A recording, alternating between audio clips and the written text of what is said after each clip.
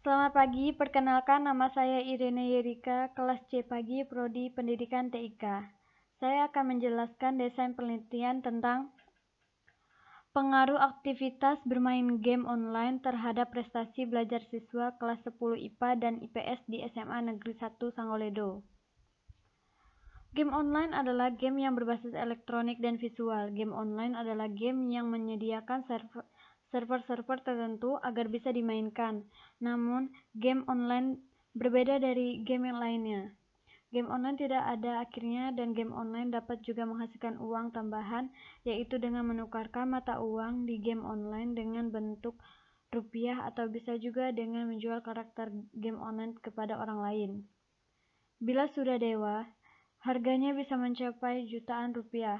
Game online sendiri tidak lepas juga dari perkembangan teknologi komputer dan jaringan komputer itu sendiri.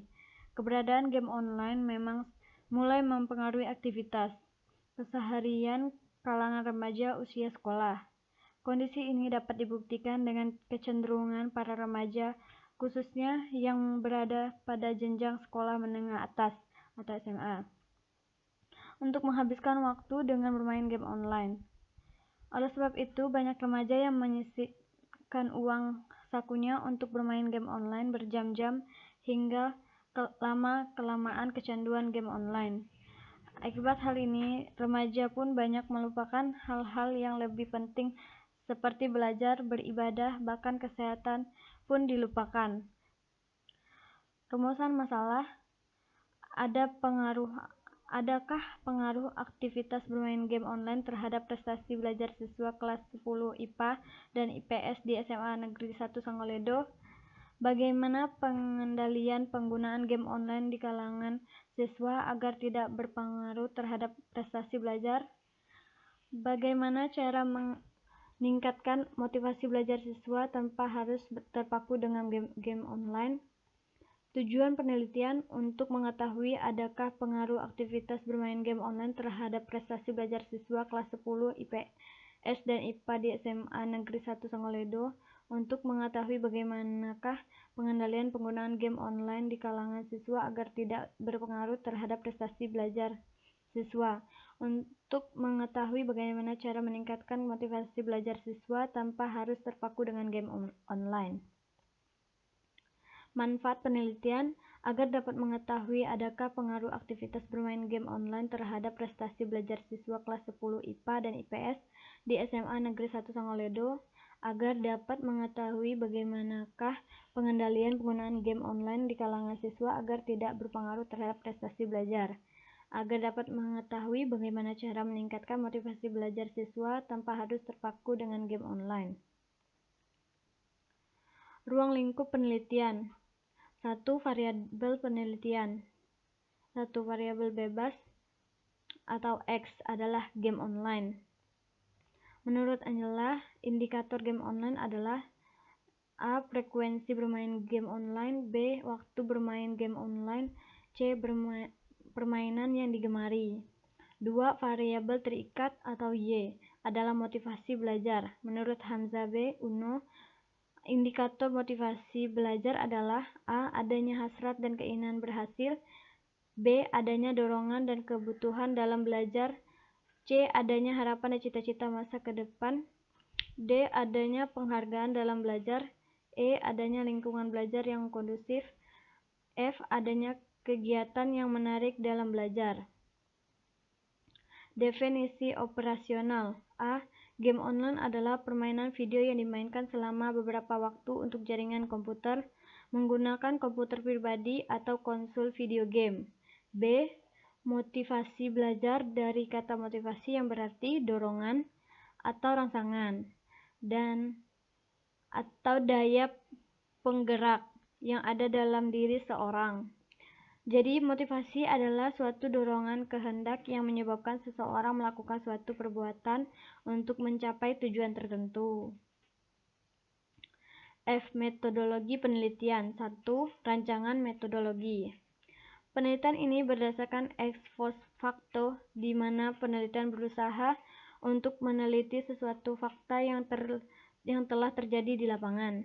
Pendekatan yang digunakan dalam penelitian ini adalah kuantitatif sehingga menghasilkan data berupa kumpulan angka.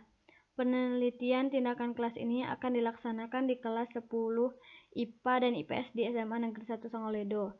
Subjek penelitian adalah siswa dan siswi kelas 10 IPA dan IPS di SMA Negeri 1 Songoledo. Prosedur penelitian menggunakan langkah-langkah sebagai berikut. 1. Menentukan sampel yang akan diteliti, membuat naskah angket, menyebar angket, mengumpulkan angket, menganalisis isi angket. Populasi dan sampel. Teknik sampel yang digunakan adalah sampling purposive, yaitu teknik untuk menentukan sampel. Tidak direncanakan mengambil sampel dari siswa yang ada di lingkungan sekolah dan yang diberikan kuesioner, di antaranya yaitu siswa kelas 10 IPA dan IPS di SMA Negeri 1 Songoledo, dan memberikan kuesioner kepada siswa dengan menanyakan tentang apakah suka bermain game online. Jumlah kuesioner yang akan kami bagikan sebanyak 10 angket kepada siswa kelas 10 IPA dan IPS di SMA Negeri 1 Songoledo di Kecamatan Songoledo.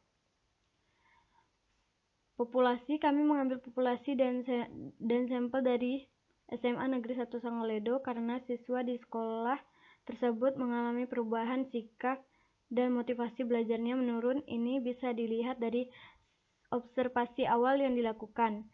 Penelitian melihat bahwa anak ketika belajar di kelas lebih suka sibuk sendiri, berbicara dengan temannya, melamun, dan tidak fokus untuk belajar. Bahkan nilai-nilai pelajaran pun mengalami penurunan. Ini bisa dilihat dari banyaknya siswa yang nilai pelajarannya tidak memenuhi standar yang telah berlaku.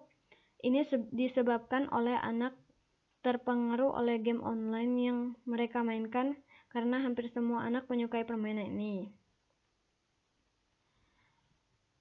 3. Metode pengumpulan data. Metode pengumpulan data dalam penelitian ini meliputi 1. Observasi non-partisipan, pengamatan tidak terkendali. 2. Kuesioner adalah pertanyaan terstruktur yang diisi sendiri oleh responden berupa pertanyaan menyangkut fakta dan pendapat responden. 3. Data sekunder, yaitu data yang diperoleh dari sumber data kedua sesudah data pertama. Validitas dan reliabilitas. 1. Uji validitas. Uji validitas dimasukkan untuk mengetahui tingkat validitas instrumen penelitian yang digunakan. Validitas berarti sejauh mana ketepatan dan kecermatan suatu alat dalam pengukuran fungsi ukurnya.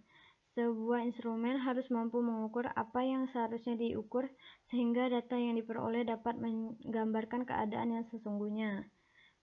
Dikutip dari Aswar 1999. 2. Uji reliabilitas. Menurut Masri Singarimbun, reliabilitas adalah indeks yang menunjukkan sejauh mana suatu alat ukur dapat dipercaya atau dapat diandalkan.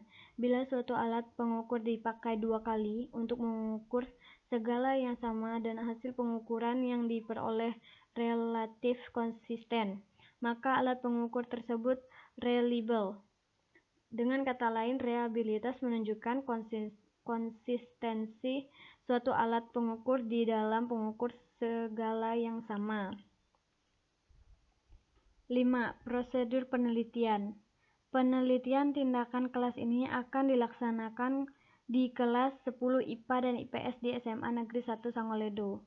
Subjek penelitian adalah siswa dan siswi kelas 10 IPA dan IPS di SMA Negeri 1 Songoledo. Angket ini disebarkan dengan tidak memandang jenis kelamin. Jadi, angket ini disebarkan dengan presentasi merata antara laki-laki dan perempuan. Jumlah total angket yang disebarkan adalah 10 angket dengan 5 laki-laki dan 5 perempuan. 6. Analisis data. Secara umum, teknik analisa data untuk kuantitatif menggunakan metode statistik. dan agar mudah biasanya dibantu oleh program komputer seperti SPSS, SPS, Minitab, Microsoft Excel, dan lain-lain. Terdapat dua macam statistik yang digunakan untuk analisa data dalam penelitian, yaitu statistik deskriptif dan statistik inferensial. Statistik inferensial meliputi statistik parametris dan statistik non-parametris.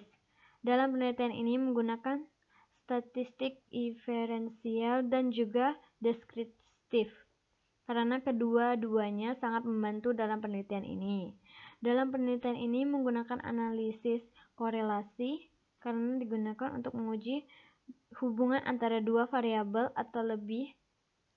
Apakah kedua variabel tersebut memang mempunyai hubungan yang signifikan, bagaimana arah hubungan, dan seberapa kuat hubungan tersebut. Sekian dari presentasi saya pada hari ini. Kurang dan lebihnya saya ucapkan terima kasih. Selamat pagi.